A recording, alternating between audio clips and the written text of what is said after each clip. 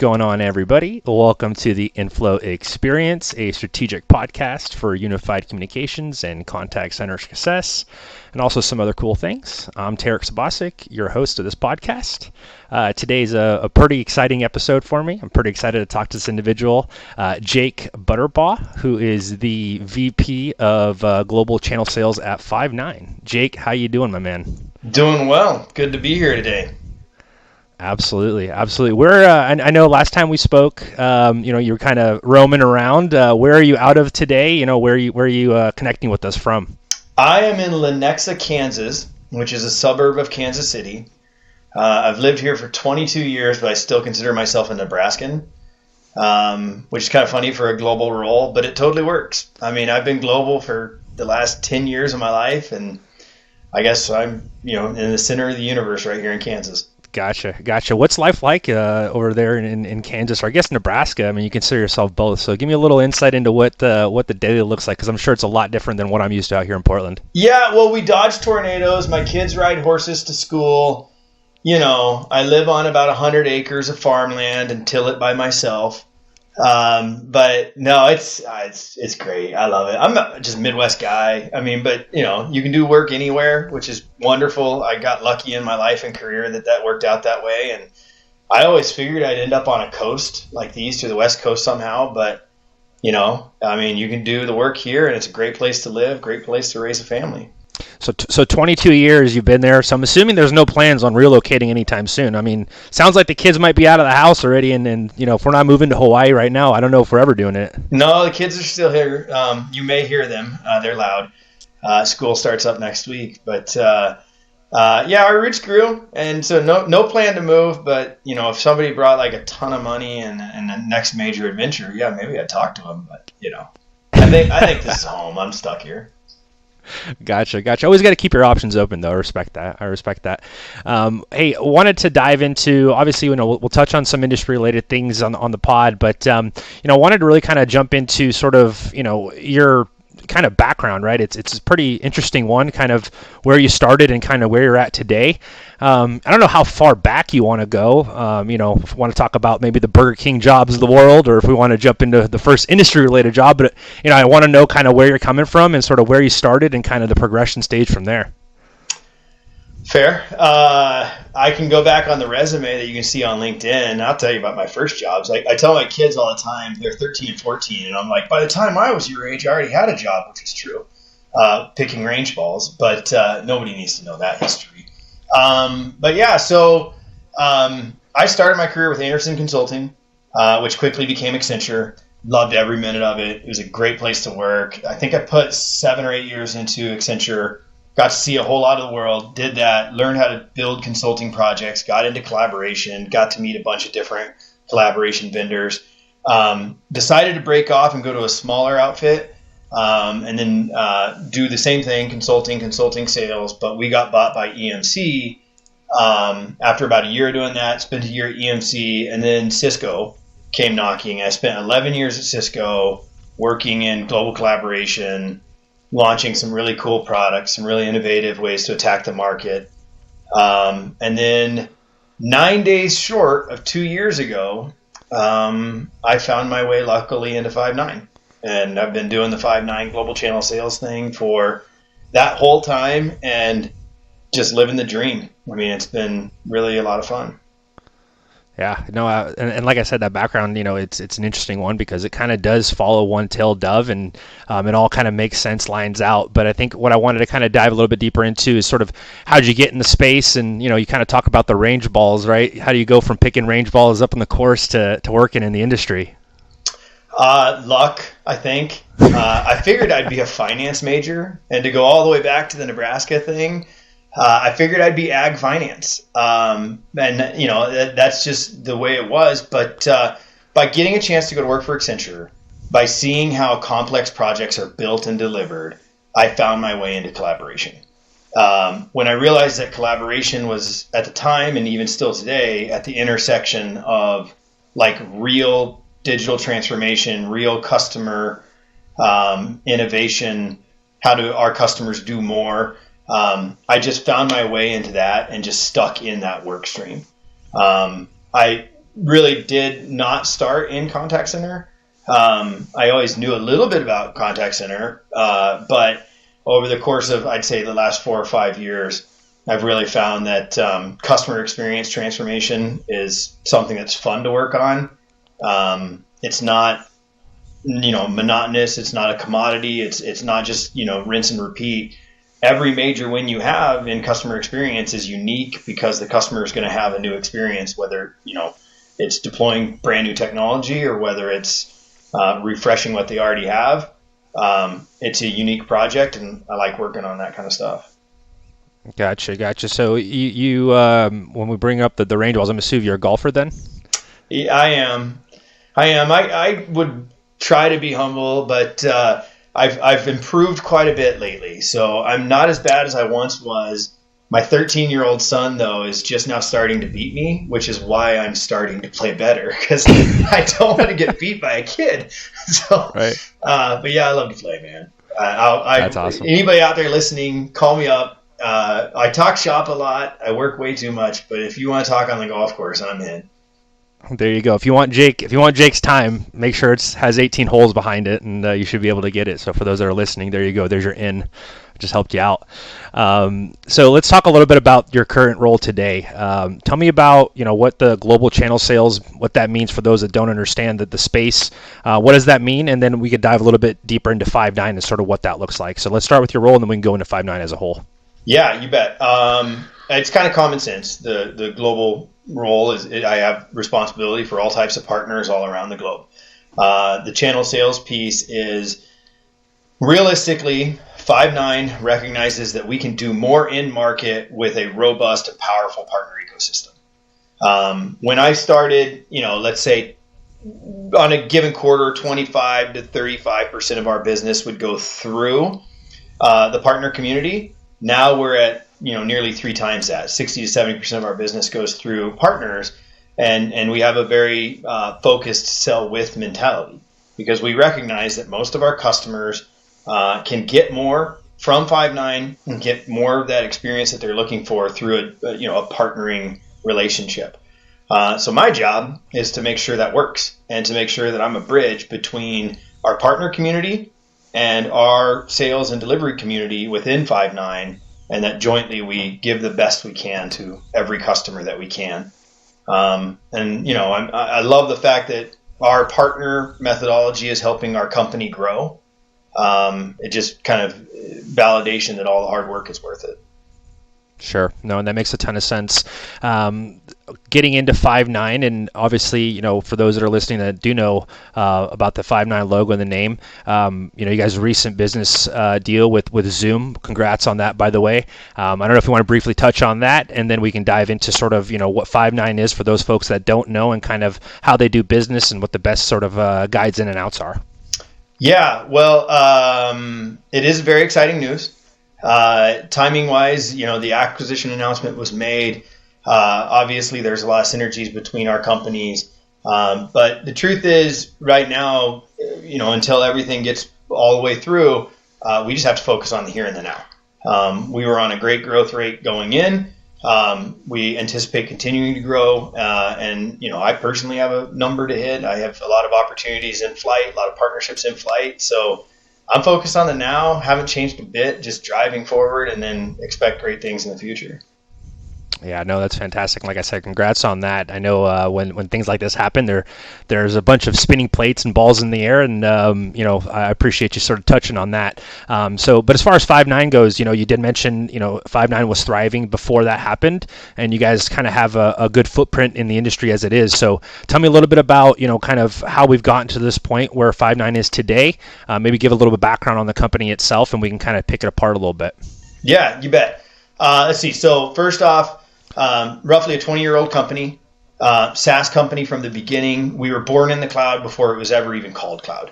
So it's pretty cool to be in a company that is mission focused on delivering the best customer experience in the world, right? And I think that really makes us special. We've got a lot of different superpowers that I would point to, but I think we're over 2,000 employees now, and we're all focused on delivering a CCaaS solution.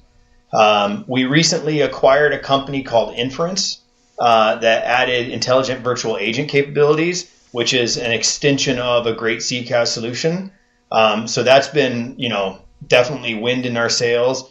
And we also have our own WFO platform too, as well as a partnership with Verint. And, really it is a full, complete, robust CCaaS customer experience solution that we're very proud of, that we've delivered to small customers to very, very, very large enterprise global customers at this stage.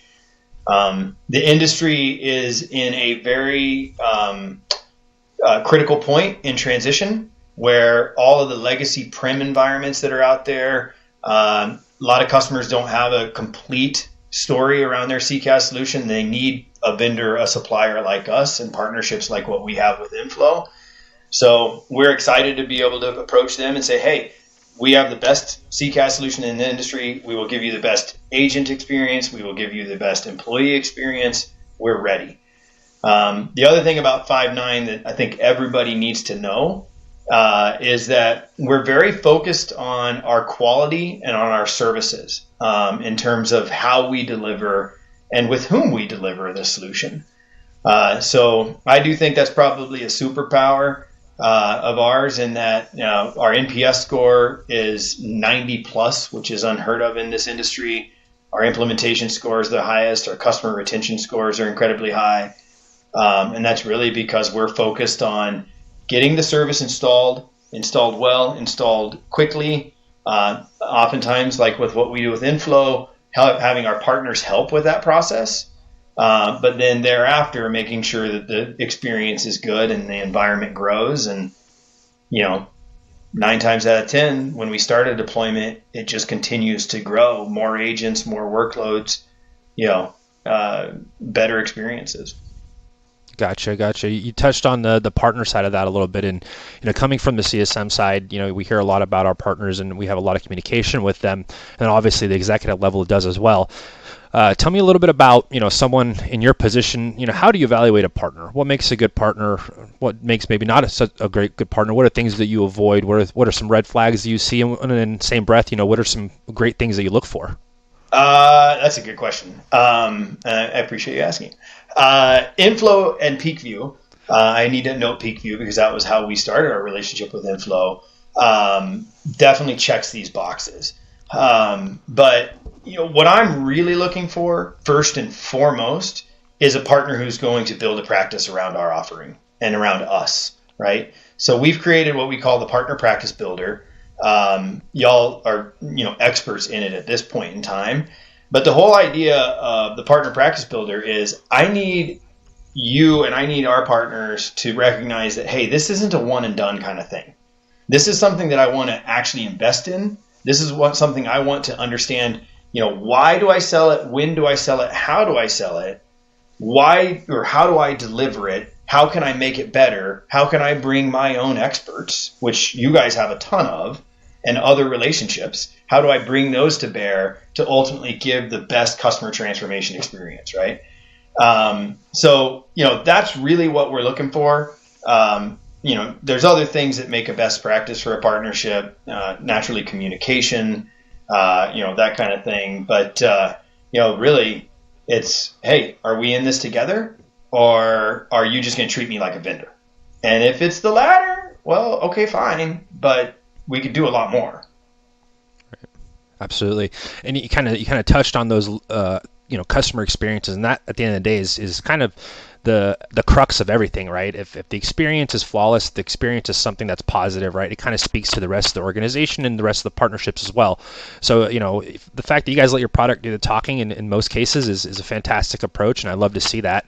I want to kind of touch a little bit more on some of the challenges that you guys may have seen with COVID, and COVID has been a pretty running topic on this podcast. I've asked every guest that's been on so far about sort of what their organization has gone through, what their organization has kind of done to sort of, either help alleviate what some of the, COVID struggles that have been brought upon, and kind of, how they've been able to sort of continue to do business. So if you could, peer in a little bit maybe on the professional side of sort of what Five9 has kind of done in these COVID times and kind of how you guys approached it, and then maybe also on the personal level as well. If you want to touch on that, that'd be fantastic as well. Yeah. Well, on the professional side, I kind of hit it before. I really think when I hired in, it was like 1,241 employees, and now we're nearing 2,100. So from a professional perspective, I'm not saying we wouldn't have had great growth without COVID. That sounds weird probably, but I do think it did accelerate some customers' decision making. And so we grew aggressively through that process, right? There was just so much demand. There's so many customers and partners supporting those customers, but there's so many customers that said, I got to do something quick. And they were already thinking about going from the prim environment to a cloud environment. They're already thinking about doing something, but all the work from home, all the changing requirements kicked it into high gear. So for us, from a professional perspective, like we were lucky, and maybe not lucky, but we were purpose built for it. We had 18 years of delivering CCaaS. We had already invested heavily in our professional services team. So when somebody said, "Hey, I need to turn up an environment in a very short period of time," we were like, "Okay, yeah, we got it." And when they said, "Okay, that worked. Okay, now let's move the rest of our agents," we're like, "Okay, yeah, we can do that." So from a professional perspective, it gave us more opportunity to continue the growth that we were on, right? So that was great. I think it also gave us all. I think that any Five9 employee you meet, you'll find a very consistent, like, I don't want to say workaholic, but very dedicated workforce. Like when you're purpose driven, when you're all focused on the same mission, it is very easy to enter that phase where it's like we're just going to keep working, right? And that on a personal front, that's what happened to me.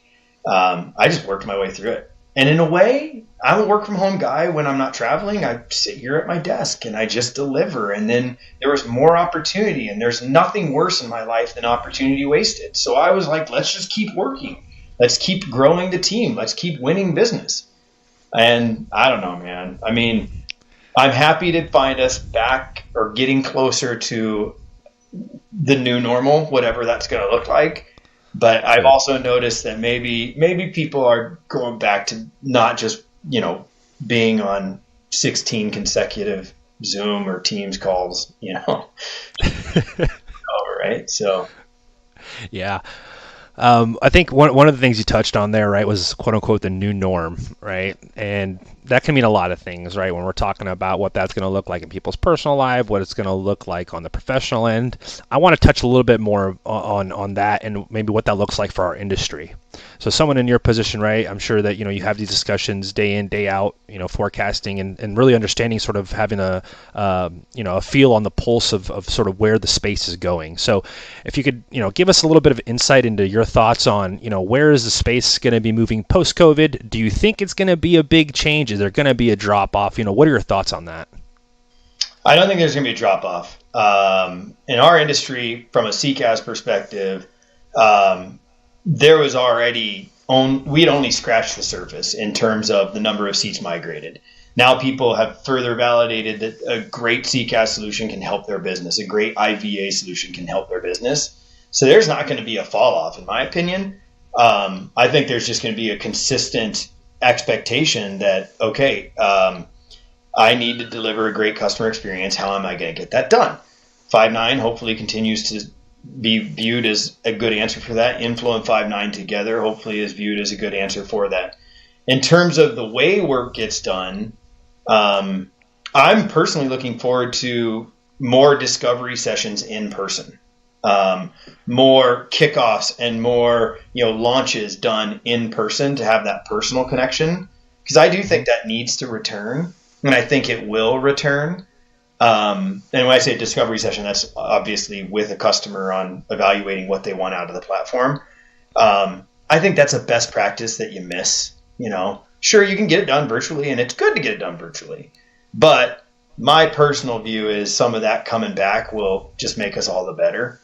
And then, who knows, man? I mean, the technology keeps getting better and better, and, maybe new workloads will be added to platforms and that kind of stuff. But it's been, I don't see it slowing down. So yeah, in other words, we're strong and heavy is kind of what you're telling me. We got nothing to worry about. There's no drop off coming in your mind. Not that I see. Alrighty, I'll hold you to that. I'm just kidding with you. Tell me a little bit about sort of, we touched on the industry and kind of where you think it's at. I have a lot of these discussions with folks that come on the pod about, what it takes to get into the industry, right? We talked a little bit about, how you got in there, and your first answer was mostly luck. I don't know if people are holding out for that kind of luck these days, but it is definitely different than, even 3-4 years ago, let alone a decade or two. So tell me a little bit about what your advice is to this sort of up and coming generation, that maybe doesn't view it as quote unquote as sexy as other industries, right? They don't understand quite the grasp of it. What would you say to those folks that are still kind of unsure, or what would you say to them to get them involved in the industry? Yeah, well, I don't know if you could convince people, but I'd give it a shot that this is still pretty sexy. Not that I am, but the whole idea is you are helping a customer deliver a better experience to their customer.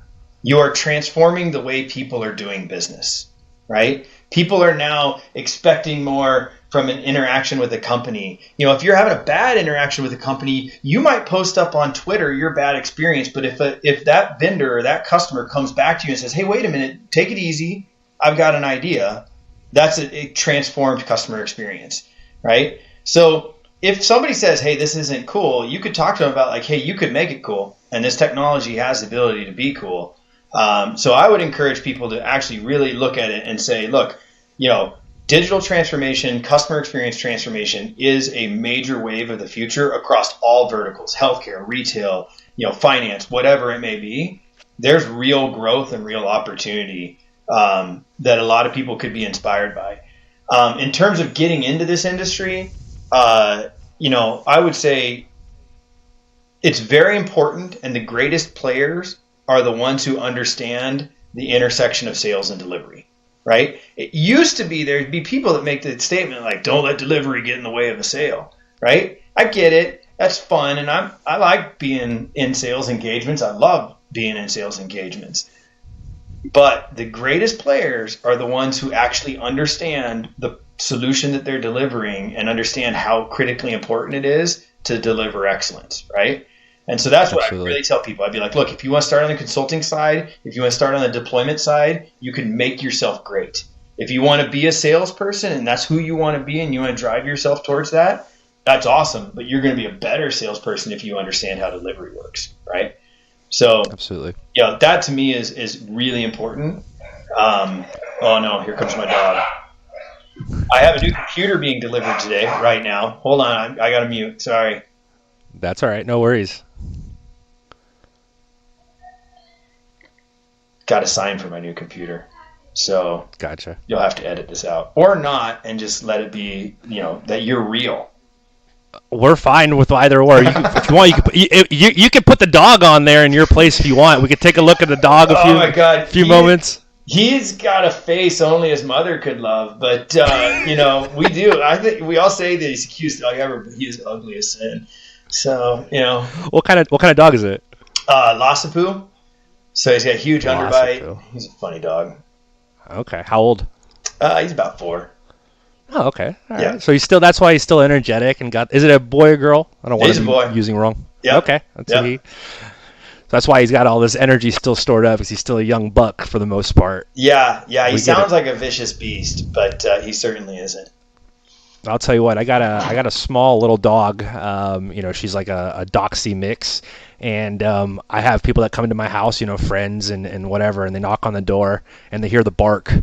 And my door there's a huge window kind of in front of me. So as I'm coming to the door, I can kind of see their expressions. And sometimes I get the whole, they'll take a few steps back, waiting for the door to open. And when it does open and they see the small little thing, it's just completely different expression. So I definitely understand that. Oh, there he is. What's his name? Scotty. Scotty. Yeah. I don't think he's ugly as sin. You guys got to get. So there, now you have to leave it in. Yeah, I'll tell you what, named he's after a much better. putter. A putter. Scotty Cameron putters. My first dog was Oh, Bogey, and everybody's like, "Oh, he's named after Humphrey Bogart." I'm like, "No, he's named after the golf term." I mean, so. Scotty Cameron. Do they still make putters? Oh yeah, best putters out there. Did? Oh, okay. All right. I don't know. Odyssey might have something to say about that, but that's okay. We'll That's fair. discussion for another topic. If Discussion Odyssey for needs to another. yeah, they can reach out to me and send me a demo, and I'll look into it. There you go. We're gonna get you fitted with the clubs here. That's what we're doing here. But no, I don't think he's a bad-looking dog at all. I think he's much better looking than myself. So this might actually get us some bumps in the viewership having a dog on there. To be honest with you. Yeah, we're going for it. Let's jump back a little bit into, we were talking about the industry and sort of how people would get into there, and you were kind of starting to go down that line of, basically culture, right? And I think a lot of times when you look at sort of the phone space, right, as previously was called, right, where you work in phones, right? You work in the phone industry, telecommunications, etc. Words that aren't usually thrown around anymore, right? Now we hear things like UCAS, CCAS, and some of the quote-unquote sexier terms. Tell me a little bit about the Five9 culture and sort of, kind of what you guys have come to today, what the employee vibe is like and sort of what the goals are from that front. Yeah, I love it. I think I hit on a few key points, but it's very nice to be very focused on one set of technology, really. Being in the CCAS space, that's what we're all focused on, right? I think that we have a very powerful and energetic sales force that's highly responsive and uses that to our advantage, right? Speed and scale, it's something that we have the ability to deliver on. Services excellence is part of our culture, right? So we really do believe that like every customer we win, we have the responsibility of getting it deployed successfully and making them incredibly happy, right? And then from a product perspective, I've really enjoyed watching the evolution of our product, probably more than anything. The foundation was there for my job to be pretty easy. When I came in, we already had a great partner methodology. I just, poured fuel on it and, said, let's go. And then we had a great sales team and everything like that. But our product was really evolved greatly. And I feel like there's just more and more that we can do from a product perspective. So there's a lot of innovation in Five9 right now. Mm-hmm. And, I think a lot of customers are coming to us and say, hey, can you do this? And we say, yeah, we'd like to work with you on figuring that out. So that's actually a good experience, right? We don't say, no, it's on the roadmap or no, no by our core capabilities. We were willing to talk through whether or not we can innovate to get them there. So, I just, the culture is phenomenal. I mean, I don't just say that because I had the chance to work inside of other great cultures. It is a good culture. It is a lot of people who genuinely care a lot about each other, about their partners, about their customers. You can't go wrong with that. Gotcha. No, that's refreshing to hear. A lot of the times, and we hear it some from the I guess previous older companies in Fray. You don't hear some of those things. It's kind of still, we've always done it this way. If it ain't broke, don't fix it. Kind of those things, right? It's that forward thinking, keywords that you want to hear, right? It's something that the customer, like you said, the customer comes to you. We're not just saying no. We're not saying we can't do it. We're not saying it's just on the roadmap, right? We've heard all those answers before, right? We want someone that's going to be forward thinking, intuitive, and I think for what you guys provide and the platform itself, right? I think it kind of speaks for itself in that front, which is fantastic. Yep. Another thing I wanted to kind of pick your brain on, and another long-standing topic on this pod is mentorship. It's important to myself.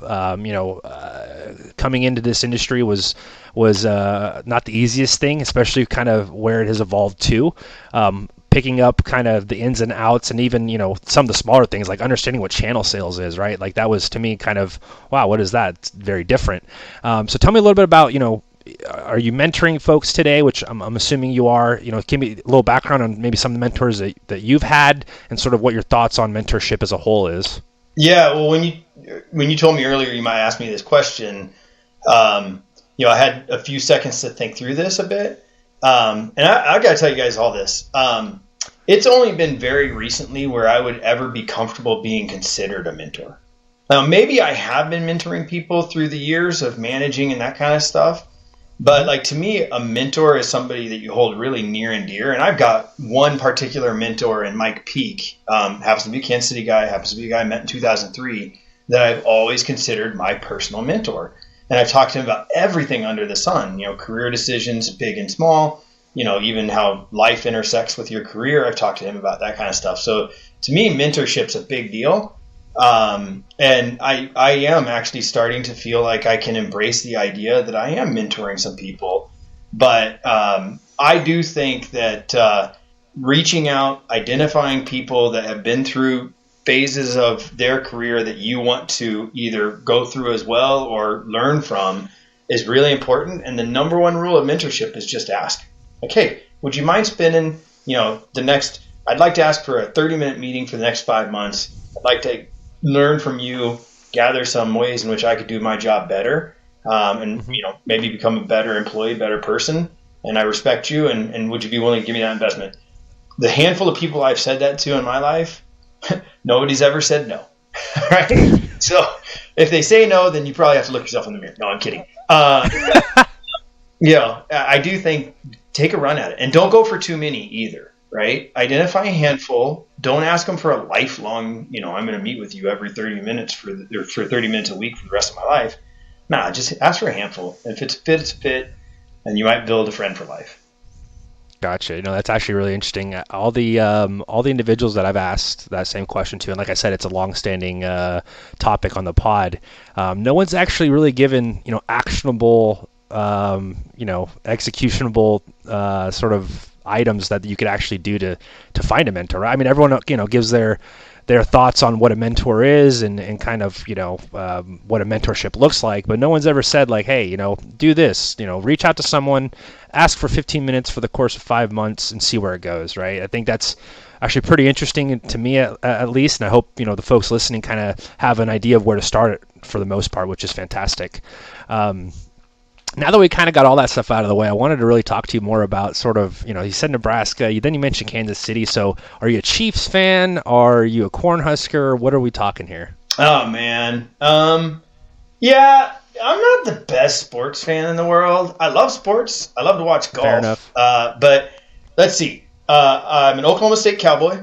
I'm a big fan of Oklahoma State because my folks went there. I'm a Husker fan because, well, I went there. And of course I like the Chiefs. They're awesome. Andy Reid's cool. Patrick Mahomes. I mean, some of these guys are just great people as well. Big Royals fan, Sporting Kansas City fan, but, I don't ask me too much about it. I try my best to keep up, but this damn job keeps me too busy. Okay, fair enough. So let's change the tune a little bit here. And honestly, you mentioned all the major sports teams in Kansas City, so kudos for that. I think maybe 90% of people wouldn't have known who Sporting KC is, so kudos there. I give you a thumbs up on that one. Let's change the tune a little bit. Let's talk about golf. What's the best course that you've golfed at through your luscious career as a semi-professional, avid amateur golfer? Well, I do have Hebron Country Club. That you should all look up. It's a good 9-hole track in Hebron, Nebraska. But I don't know. Pelican Hill was amazing. Stream Song was amazing. Those are probably two of the best.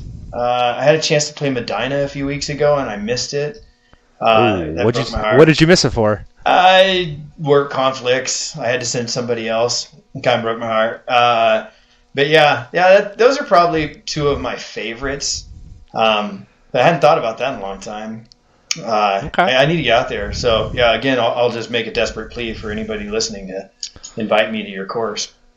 Tell you what, we got where I'm out of Portland. We got Chambers Bay up here in Washington, and then we got the Reserve in Portland. So whenever you're in the area, whenever you're near, shoot me a call. Mike doesn't golf. I'll tell you that right now. He's not a golfer. He'll probably ride his bike there or something. But we'll figure something out. So next time you're in the area, let me know. We'll hit Chambers or we'll hit the Reserve. Yeah, I'm in. Sounds like a 2-day trip.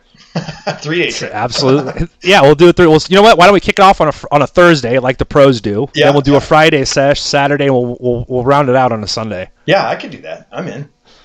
Perfect. Maybe we'll also do like a part 2 to the pod. We could do like a live blog. I don't know. We'll figure it out. Yeah, and then I'll play terrible. I mean, that's the worst part. Is like I admit on a live podcast that I can maybe hit the ball decently, and then I'll end up showing up and shooting 112. But yeah, Isn't that the worst when, especially when you have friends or colleagues that aren't golfers, and you tell them about how you've been going golfing all the time and how you bought these clubs and how you're doing this and that and the other thing, and then you guys meet up to actually golf, maybe on a work event or something, and you're just terrible. Yeah. Like, it's just not working. It's just not happening. And then everyone's looking at you like, man, this guy always talks about golf all the time. It's the golf gods at work. I mean, they've been doing this for hundreds of years, so I just probably jinxed myself to like whiff it the next time I look, but we'll find out. That's right. Hey, as long as the green fee isn't that high, whiff all you want. That's my rule. If I'm paying over $75 for a green fee, man, I better show my A game. I better bring my A game that day. That's for sure. Yeah. Try to get your money's worth. Exactly. Awesome, Jake. Well, hey, I want to thank you for the time today. It was a pleasure meeting with you and chatting with you. I hope that the folks out there picked up a lot from what you had to say. Like I said, when you're in Portland next time, let me know. We'll do this live next time, which would be fantastic. So let me know when you're in the area, and we'll have you out again. We'll do it. But before I leave, I do need to give just an amazing plug. Inflow and Peakview have been phenomenal partners to Five9. Truly watching you guys do what you can do so well, having a sell with mentality with you guys, having a deliver with mentality with you guys, you becoming a certified implementation partner with Five9. All of these are moves that are very powerful and very meaningful. And I know that your customers benefit from it. And so, I know you didn't tell me to do a plug. I'm doing it proactively because I genuinely do appreciate this partnership, and being here with you today was a lot of fun. Absolutely, and we share that same sort of praise. I know Mike doesn't direct the pod. He has nothing to do with it. So when I say this, I do mean it. Five9, we hold our partners very dear to our hearts, and not everyone just comes across as a partner for Inflow. And with you guys being in the fray and with what you've done up to this point, I have nothing but high hopes for the future for you guys and for the partnership as it is. So thank you for being you guys and for doing what you're doing. Look forward to the next whatever how many years we continue to keep it going. Hopefully it's quite a long time. Sounds like a plan. I'm in. Alrighty, Jake. Have a good rest of your day. For those that are still listening, make sure to subscribe. We're available on all of the major podcasts that you find any of your podcasts on, so make sure to check us out. And Jake Butterbaugh, ladies and gentlemen, I hope you guys enjoyed it, and we'll talk to you guys soon.